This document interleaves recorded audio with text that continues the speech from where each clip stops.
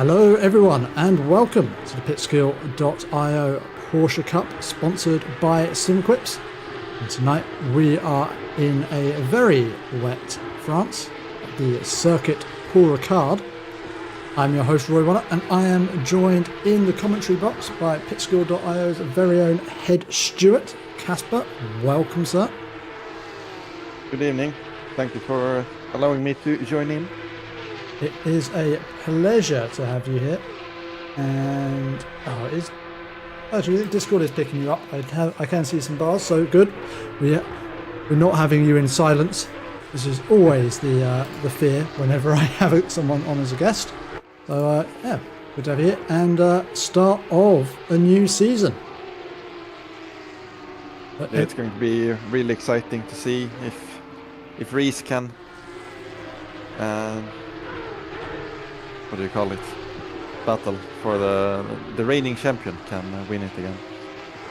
He's got the car number 101, which is based on his pit skill, but also shows his status as the champion of last season. He is the one that everyone is going to be gunning after. And well, we had a few contenders, and not least was Johan Leff, who he's going to sit in P6, but Reese slots himself into P3 with that lap. We have a new joiner currently sitting in provisional pole position, Jeremy Leffield. And see a few new names in here for this opening round of season 19, so could be a contender amongst them for Reese's crown. We'll have to wait and see. And well, I think the admin of this event not holding back with a wet race to start us off. Not the definitely wet and dark, so not ideal conditions to drive around in the cup cars.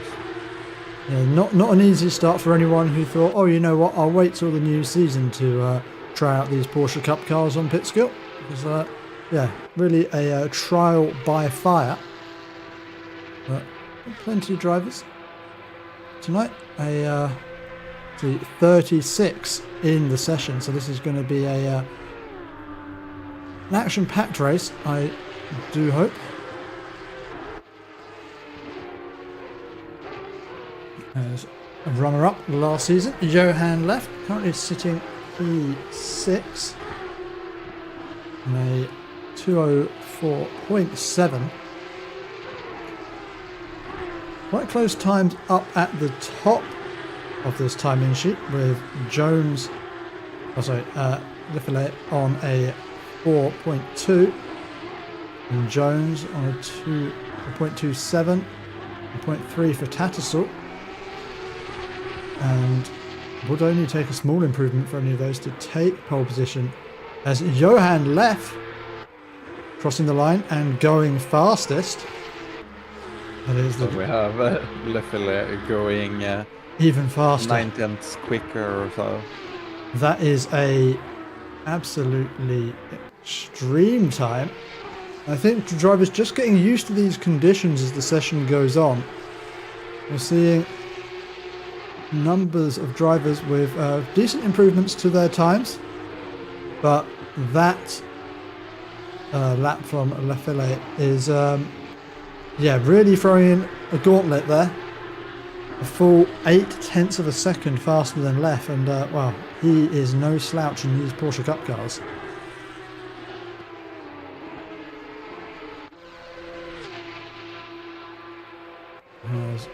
Improving down the long back straight here is Sam McCarthy.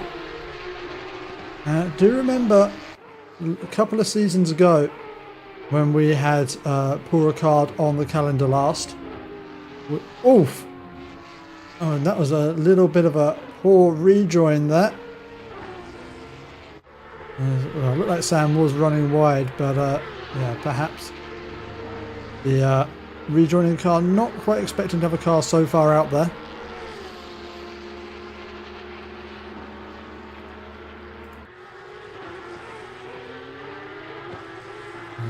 Tadeusz Szynski in Rexy.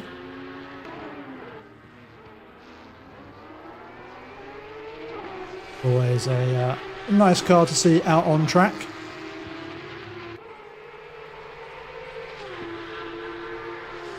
And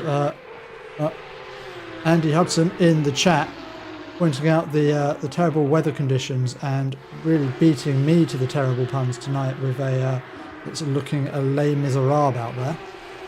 Very, very good.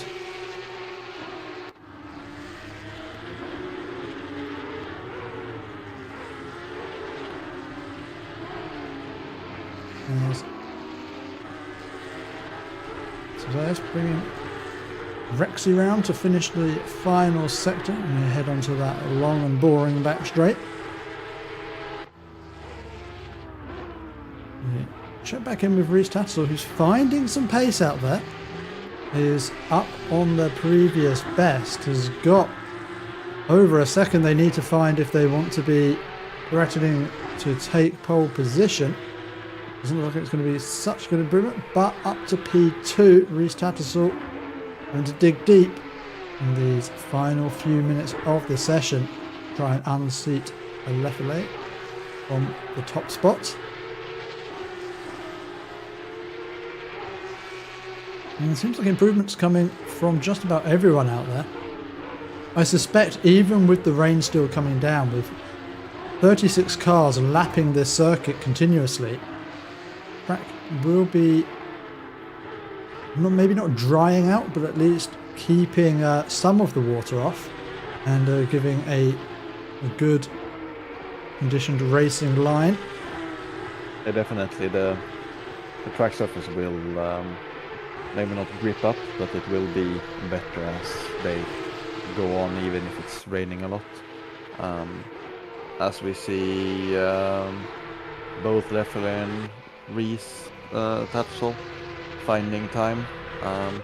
We also have Jones finding time as he enters the third sector of the lap. We've got quite a few new to Pitskill, quite fast drivers tonight. We've got Arnaud Rocadry in P3. As you say, Chase Jones down in P8, looking like they're improving on their time. We have Johan Leff, who was contending a lot last season, down in P5, P6 now. As Jones moves himself up into P3, has Tattersall got what it takes to take position? I don't think he does with this lap at least. Going to improve in time, but not position. Yeah, he's finding time. But, well, bad news for Tattersall is Lefele also finding time. Could we see Lefele getting into the 202s before this session comes to an end? We'll jump around and look at some of our new drivers. As you can tell the new drivers by their red rookie badge. There's Nathan Smith-Adams in the bright pink car. That should be an easy one to spot out on track.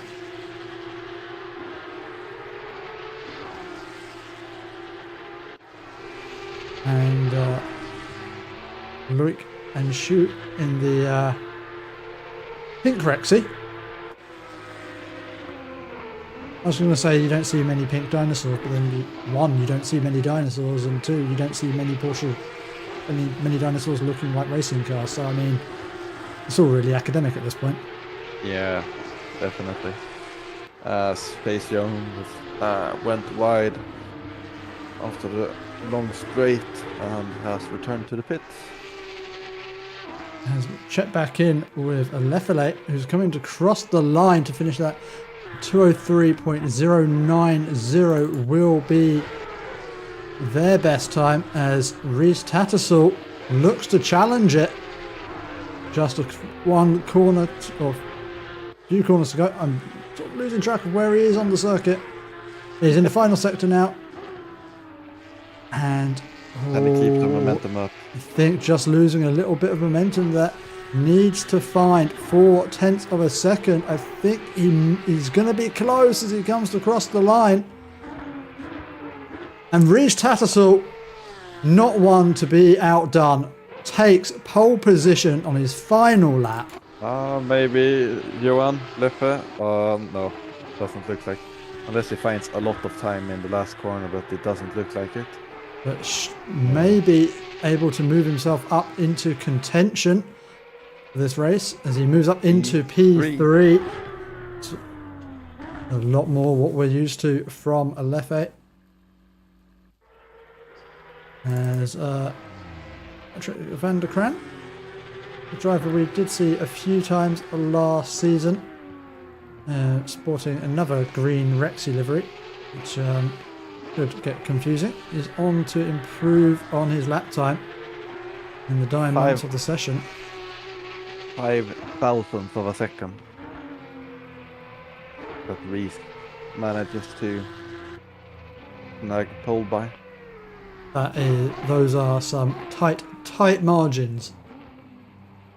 And, well, we've seen who has got the 1 lap pace, and remains to be seen if they can keep that up for the entire race distance. As we have got 30 minutes race here at Paul Ricard.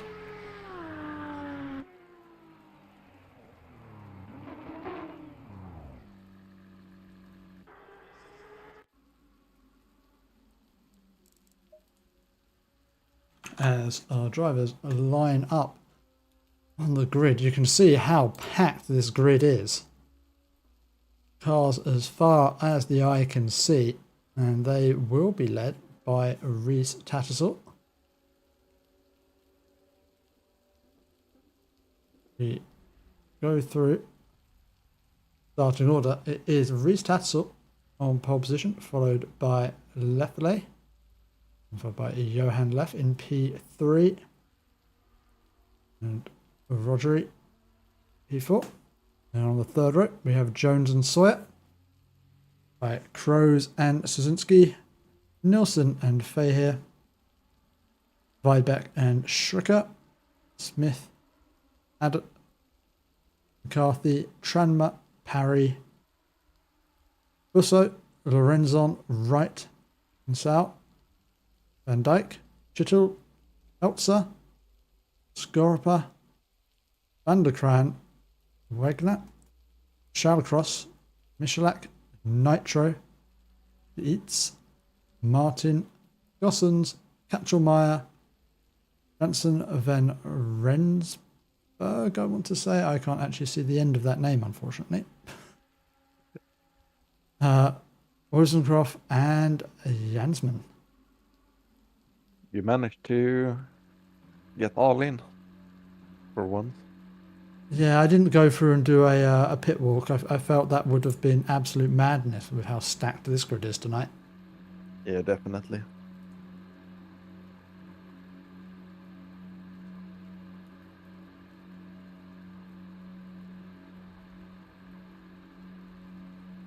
Let's see who... So we've got our championship sponsor, Chris Wright, quite far down the grid tonight, P19, as our leaders pull away from the front of the grid. And yeah, it's going to be interesting. There is a good number of rookies in amongst this. Drivers that we've not seen before, don't necessarily know their pace, don't know their racecraft, and yeah, I think it's going to be a learning experience, especially coming down to turn 1 for a lot of these drivers.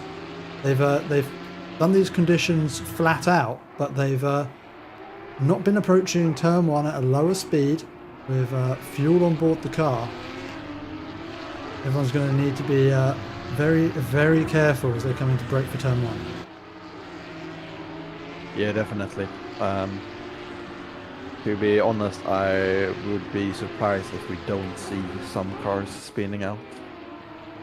Yeah, especially these Porsche Cup cars. Again, to remind everyone who's maybe not aware, do not have traction control. So the only thing maintaining the grip of the rear wheels is the right foot of the driver.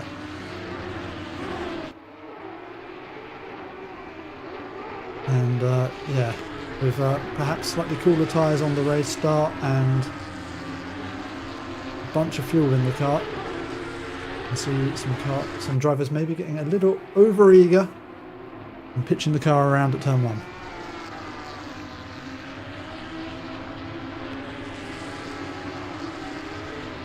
We've got a long formation lap here, so maybe take an opportunity to just see if we've got any nice custom liveries from any drivers. We've seen a few Rexies out there, and then I mean, Rita's livery is. Oh yeah, of course we've got the Heinz baked beans livery. Reese Tattersall. Actually, Reese running this livery quite a few times last season, but it never showed up on stream for some reason. But I think our esteemed admin, Terry, has got that problem fixed, and we're now able to see this livery in all its glory.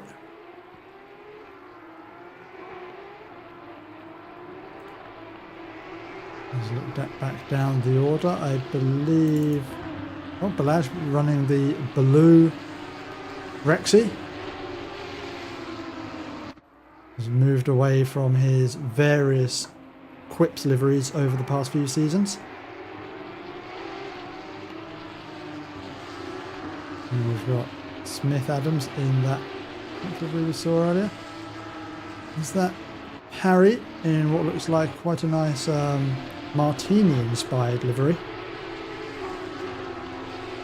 with the red and the pale blue stripes. Luke Tranmere in his usual black and yellow Bumblebee livery.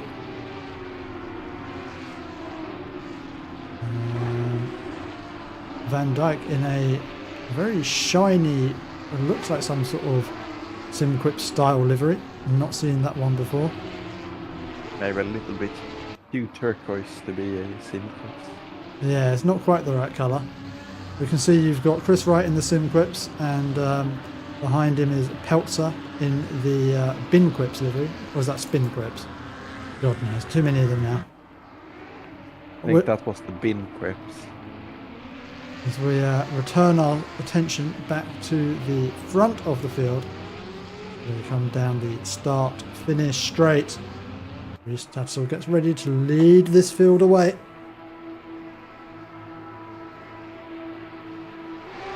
There's the green flag waves, and we are racing at Paul Ricard. Looks like Reese has got a good start heading down towards the first corner on the inside, though looks like Lefillet with the nose ahead is going to try and maintain the speed around the outside, and Lefillet up into P1. Opportunity seized there by Lefillet, and looks like Rogerie looking up the inside of Johan Leff. Not quite finding a way through there, but already drivers looking to make up positions, as we see John Sawyer looking up the inside of Jones behind. And not seeing too many yellow flags out there. Looks like the entire train is following its way through this first sector. Actually well behaved. Very Position switches I can see. As there is a yellow flag heading out onto the back straight. I think we just saw that a pink car stranded off on the runoff. But Reese Tattersall getting into that slipstream. But Lefillet defending the inside as they both... twitching rear ends through the fast right-hander at the end of that long straight, and in these conditions doing well to keep control of the car. And it's amazing looking down the timing tower that you cannot see. You can now. Barely a second between any cars in this grid. It is insane the racing we're seeing out there, as we've got the yellow flags out for Kenny Crows. It looks like he's just taken a short excursion into the runoff. Oh, I think that was contact there from Tadeusz Szymski as Crow struggles to regain control of his car.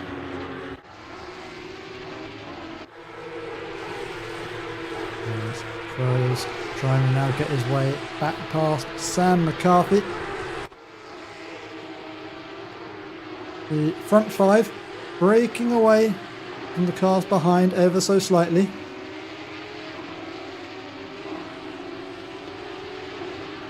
As Luke Tranmere also picks his way forward. We've got Chris Wright and Matthew Parry going side by side as Chris Wright, I think there may have been a slight little touch there. Chris Wright needs to be careful he doesn't pick up a penalty for that. Chris Wright just cut the entirety of that section of the track and not pick up so much as a penalty. That's interesting. I'd hope he at least got a track cut for that one. Yeah, I think he would get the track cut for that.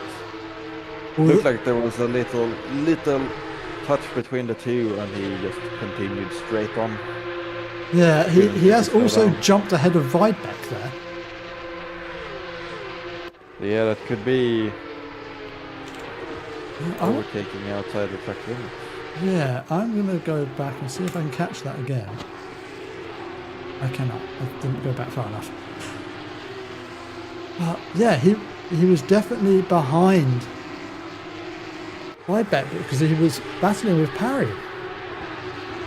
So the reason why I bring this up and the reason I sound so surprised is we had a similar situation out in Spa a couple of seasons ago.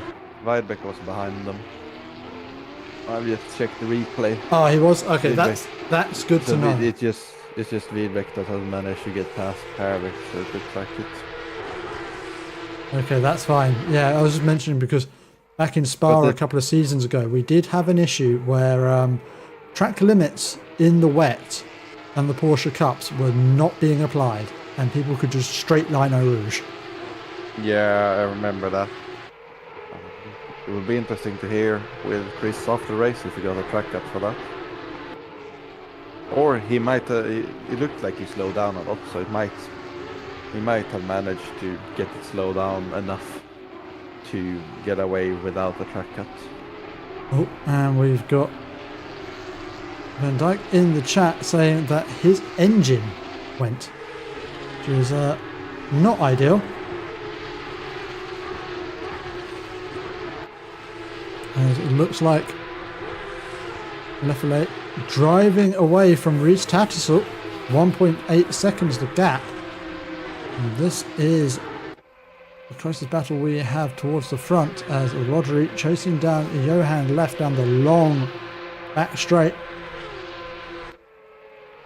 The last time we were here at Paul Ricard was much more clement conditions, but we did see a lot of changes for position between pairs of cars just because of how strong the slipstream is down that back straight. It'd almost be you drive behind each other for an entire lap, then you overtake on the back straight, and then you drive behind each other again, and then you swap.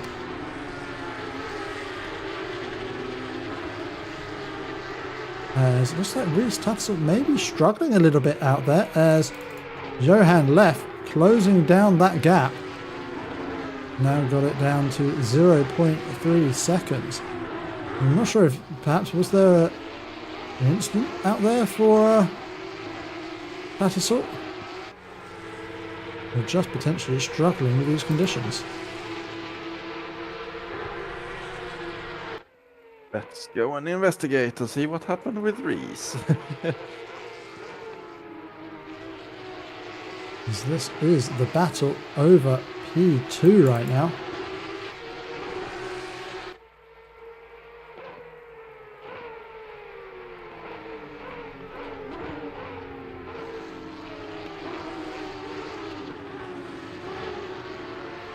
As Rodri continuing apply pressure to left. And these are our top 4 drivers in this race. Behind them, you just see Jones and Sawyer emerging.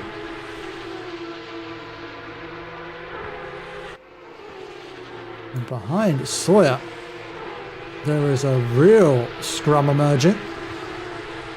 As you can see, Szynski and Nielsen side by side coming down the back straight. And towards the braking zone, looks like Nielsen with the overspeed. But it's Szynski who's taking the slipstream from Fay here. Will Nielsen be enough ahead heading into the braking zone to swing in front? Yes, he is. So Nielsen takes that position off of Szynski, who we saw getting a little bit wayward coming out of the first sector. So that's Nielsen up into P8 now.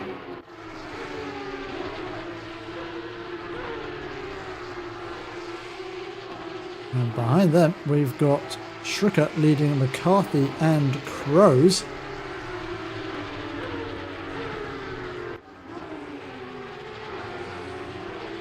Everyone being quite cautious as we've got a change in position for P3. So what's happened to Johan Leff?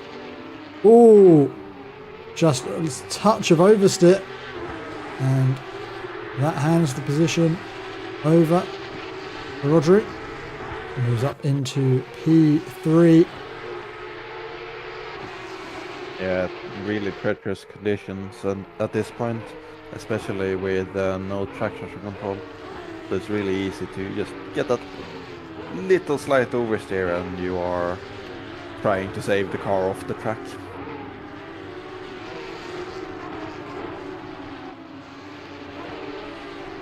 As we come around first sector again, heading on to that long back straight. Nielsen looking to line up another pass perhaps, or maybe just running a little wide there. May not get the opportunity to do what he did to Szynski last time around.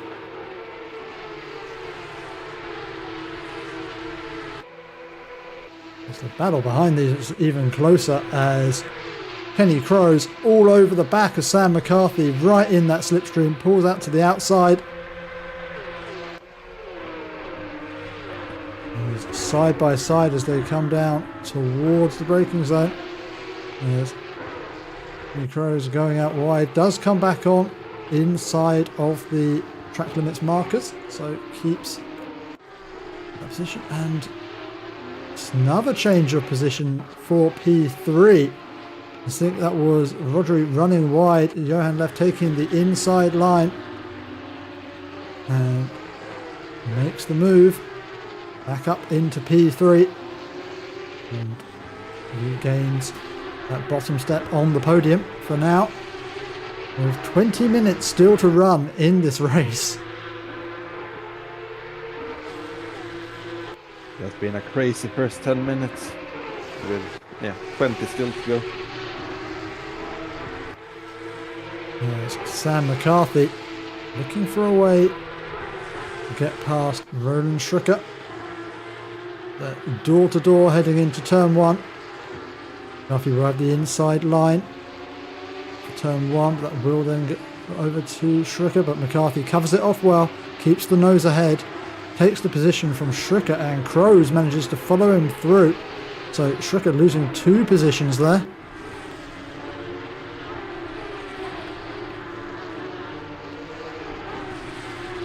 As you can see, the pair of cars travelling behind Balashve here, up ahead as well. There's Crows now trying to get back past Sam McCarthy. Holds that long inside line as they come down onto the back straight. I think Kenny Crows just cutting that track limits marker there. Needs to be careful he doesn't do that too many times, as there's, whoa, a big swapper there for Sam McCarthy. What happened there? Let's check that one from the helicam. Not quite sure what sent the car wayward there. Not sure if there was contact. No, it looked like just getting out onto that blue painted surface, span up the rear tyres. And wow, surprising to see such a big snap at those sorts of speeds, you would have thought the downforce would have kept the car under control. But and it was just in a straight line, and the back, looked like he might have hit a puddle or something. yeah, potentially just a little bit of aquaplaning there. But I think we also saw Luke Trammer, who's now returned to the pits. He got caught up in that one. And yeah, Roland Stricker not coming out of that one in good condition. There's the bonnet of that car is eating a lot of air as he drives down. And well, I think that's just going to make him a sitting duck on the back straight now. He's going to have no top speed whatsoever.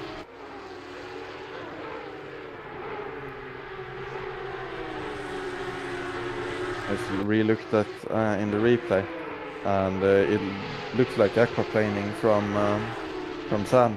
Oof, just getting a bit too much over that blue section of the track, which isn't driven on usually, so it's going to collect those puddles. And yeah, as soon as your car starts floating, that's it. You don't have any control whatsoever. But we did miss another change of position for P3 as Rodri is back up onto that bottom step of the podium.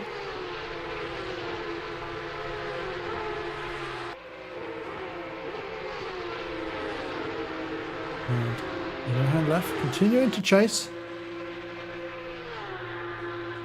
He's just behind this bit. Nielsen, closest he's been now to Balazs. Pulls out of the slipstream, again going to the outside.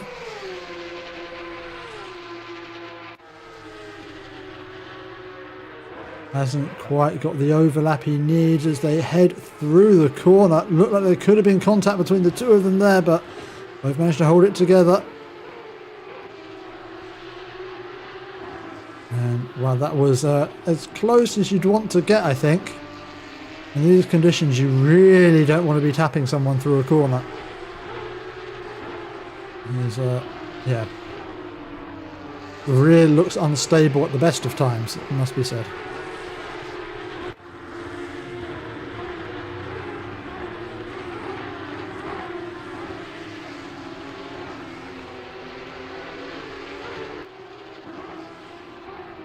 There's Kaczynski behind.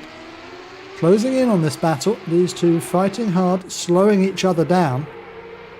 And that is allowing Kaczynski to just slowly close up that gap. They come round to start another racing lap. Behind them, Chris Wright. Getting a move made on Matthew Parry.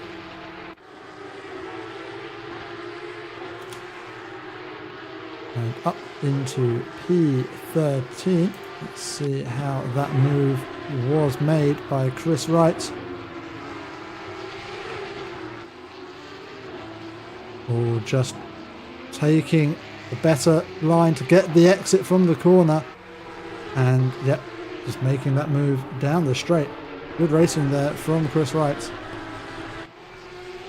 Into P13. And with a grid start of 19th place in this race, Chris Wright up 6 positions, the most of anyone in the top 20. And that's some impressive racing.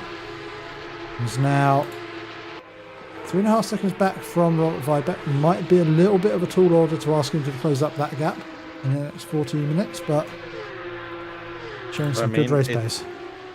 It's the Porsche Cups in the wets. Anything could happen.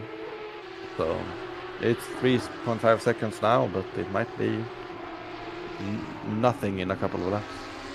Now, these two here, and Nielsen still duking it out through the final sector, and these two been almost inseparable. And well, I think we may have commentators cursed Chris Wright there. I just saw it as well. Definitely commentator's curse coming through. Oh, just getting wide and then back and just stepping out and getting collected. Yeah, not sure there was much that Parry could have done to avoid that one. And Chris Wright now finds himself down into P16. That hard work being undone in an instant. Sorry, Chris. Sorry, Chris. We didn't do anything.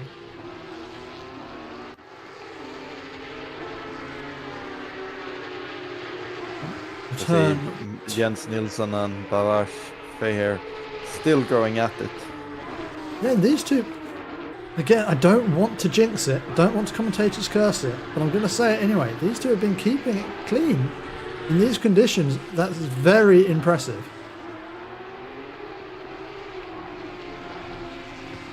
I'm not seeing many mistakes from these two. A little bit of an overstep here or there, but kept their cars pointing in the right direction and have been racing in close proximity lap after lap.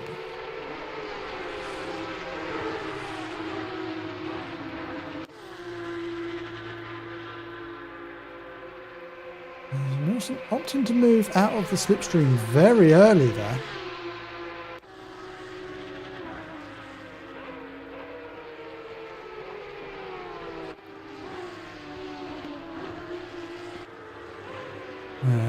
Robert Vibeck makes his way past Smith Adams. Utilizing the slipstream fully. But Smith Adams not giving this one up easily, keeping on the inside. That is bold racing there from our rookie driver. Holds on to P11. Feeling the inside line there, forcing Vibeck to go the long way around.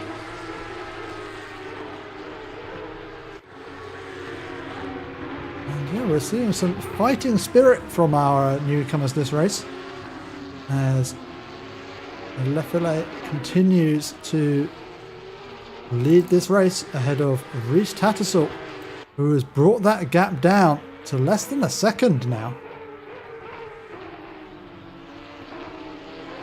So Reece Tattersall not willing to give this one up, as we've just had Sam McCarthy drop down 3 positions. Oh, that'd be why he's dropped down 3 positions. His car's off the track facing the wrong way. I tell you, that's not the way to drive fast. Yeah, that's definitely not the place you want to be.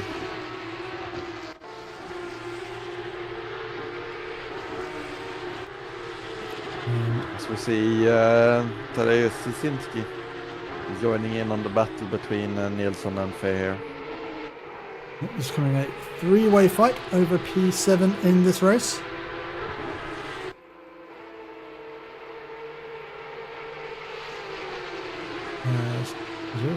Nelson staying in the slipstream this time. Trying to follow all the way down towards the corner. Is he going to try and take the inside? I think he's too far back, even with that slipstream. Yeah, it's not catching, not getting enough of an overspeed as they emerge onto the third sector. And Balash Feher soaking up that pressure well. Just under 10 minutes remaining of this race. And Nilsson just sticking to the rear of that car ahead of him.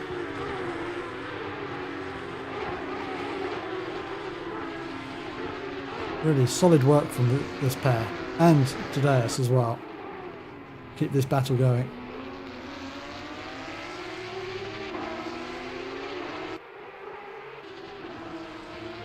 And also continuing battling are Smith Adams and Wiedbeck.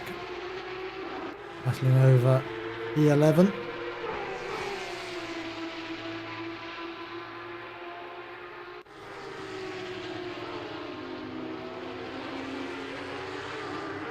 Wiedbeck looks to the inside. Little optimistic there, given how far back he was, but doesn't commit to it. Backs out. Plays it safe. Still plenty of time remaining in this race.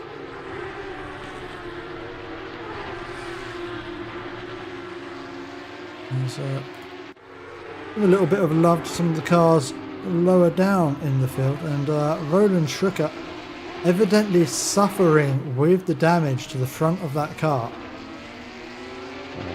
The bonnet doesn't look like it's it looks like it has seen better days. Indeed, not dropping too far back from Charcross though, but I will be interested to see what happens when we get onto that long back straight with Schricker. But Nielsen and Fahey still battling hard. Oh, Nielsen having to drag the car back onto the racing surface there. Can't quite carry the speed. As McCarthy manages to get himself a drive-through for track limits. Oh dear. So, well, I think that is proof, if we needed it, that track limits do work on this track with these cars in these conditions.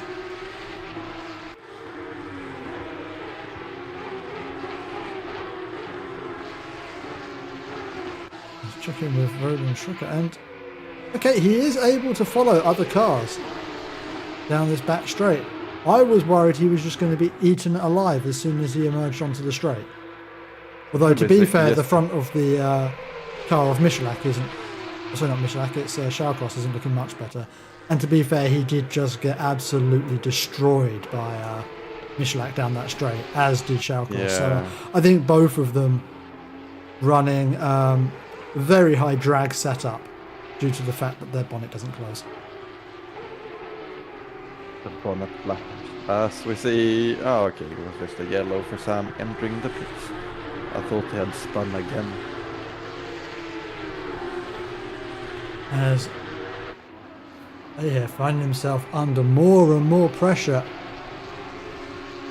Nielsen and Szynski closing right up to the back of him.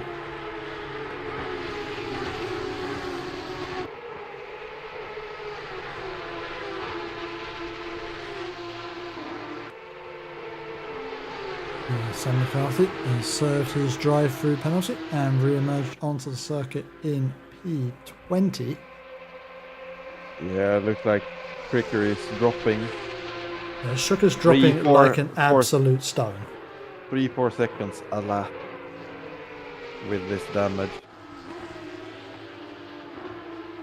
And how much of that is in the second sector? Actually... Oh wait, no, I'm looking at the best. Apologies. Yeah, a lot of that is in the second sector. Where that long straight, with that huge amount of drag, as Nielsen gets his car alongside a hit, but not able to capitalise on it, not able to compromise Fahey's line enough to make a move. He tries to get the better exit, and this could be an opportunity for Nielsen right in behind Fahey. He's looking to the outside as they head down towards turn one. He's going to have to be brave if he wants to try and throw this one around the outside. Oh, and that is well done by Nielsen. I'm not sure, did he keep that on the track? But we'll see that one from another angle as Fahey moves across to intimidate, but Nielsen not backing down from that one and carrying the speed through as Fahey gets a little bit out of shape.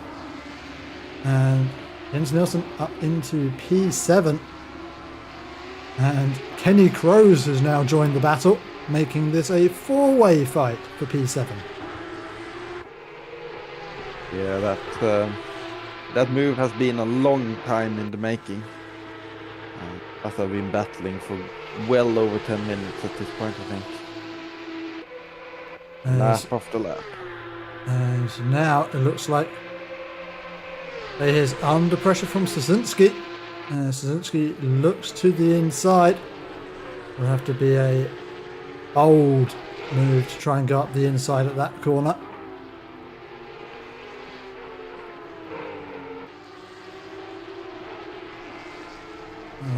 Szynski holding that inside line and manages to take P8 off of Fahey. Fahey who's looking well out of control. Is struggling with those rears. Can't imagine he's taken too much life out of those tyres in these conditions. Those wet tyres will go and go and go in these conditions. So perhaps just getting a little bit fatigued himself. Has been hard racing for almost the entirety of this 30-minute race. There's Chris Wright. Has made his way forward up into P14. Going up the inside of Matthias Peltzer. A decent recovery after his earlier spin.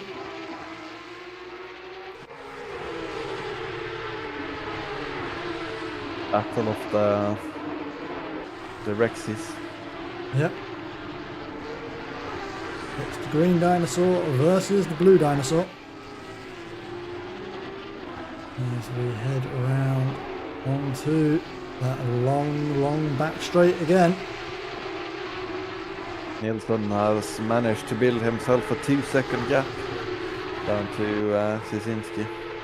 Yeah, so showing that he had pace in hand, but just couldn't exploit it while tucked up behind Fahir. I think Fahir and Cieszynski battling have also helped a little bit.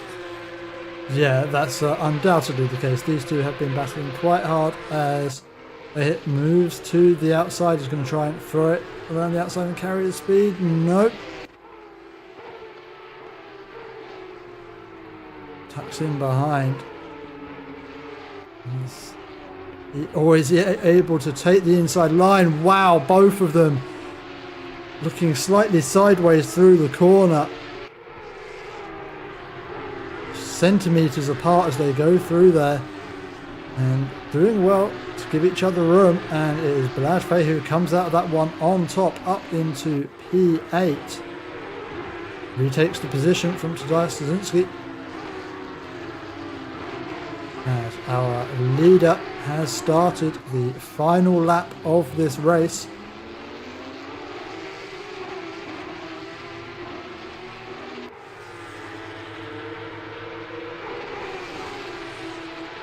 As these three continue to battle. Matthias Peltzer has made his way back past Chris Wright as they continue to battle again. I think Peltzer just getting out of shape again, and that has allowed Chris Wright back through into P14. And these two have got one lap left to resolve that battle. As Marichetto has got Busso for company as they head around the final corners into their final lap. As we see Kroos actually managing to get the DT for track limits. Oh, yes, I did see yellow flags. Oh, and he tries to stop the car and then just drives back onto the track full throttle. Yeah, that's unfortunate. Also a little bit silly. He brought the car to a complete stop and then just absolutely floors it back onto the circuit. As Cieszynski looking around the outside again. Is he going to be able to make it stick? Nope. Fahir keeping ahead. As we check back in with our race leader, Jeremy Lefele, coming around the final corner. And coming to take the checkered flag and the win here at Paul Ricard. Will be followed by Rhys Tattersall in P2 and Arnaud Rogerie in P3 before it goes to Johan Leff, followed by Chase Jones, John Sawyer takes P6, and 3 new names in the top 5. yeah, with Nielsen with a well-deserved P7 after that race-long battle. Balazs Fahir manages to hold on to P8, holding off Tadeusz Cieszynski, who has to settle. Oh no, P9. Kenny Kroos hitting to serve his DT. That will not serve it, I don't think. That will not serve it. He should have just continued on, because now he will lose time by going into the pits and then get the 30 seconds for the DT. That is unfortunate. Oh, that is unfortunate. Videbet, P11. Rose emerges from the pit lane Still with a 30-second penalty. He'll be looking at that and kicking himself as Matthew Parry takes P13. Peltzer, P14.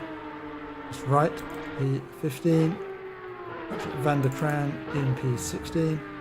With Busso, P17. Jill, P18. Sam McCarthy, P19. And finally, rounding out our top 20, although I think ACC is getting a little confused with people leaving, is Wagner.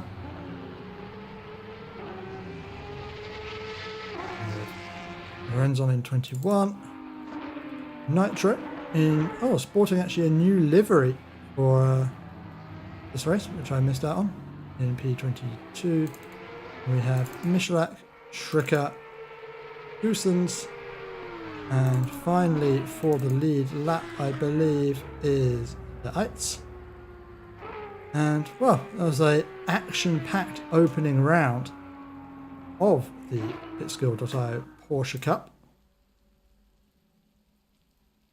And, yeah, let's hope we can keep that sort of intensity up for the rest of the season. Yeah, it will be interesting to see. And good that we've got so many new drivers joining us for these races. It's always nice to see the popularity of these Porsche Cup races. Something a little bit different to the usual GT3 racing in ACC, and I am all here for it. Well, thank you very much for joining me tonight for the commentary, Casper. Thank you too. Another big congratulations to our top 3 drivers. That was... Why did I say that and I forget who it is? It is Lefferly, it is Reese Hassel in P2, and I don't think it was Johan Leff, was it? It was... Why did I start on that one? I couldn't remember who it was. Chase Jones, I believe. No. Nope. Or no. No, Arnaud Rogerie, of course. Then Johan Leff and Chase Jones. That teaches me for starting out on something that I could not commit to. Anyway, thank you very much for joining me, Casper. I have been your host, Roy Waller, and next week, the Porsche Cup heads to Spa-Francorchamps, where hopefully the track limits have been fixed. And don't go anywhere, because we are going to be back very shortly with the replay, the highlights from tonight's race. Good night.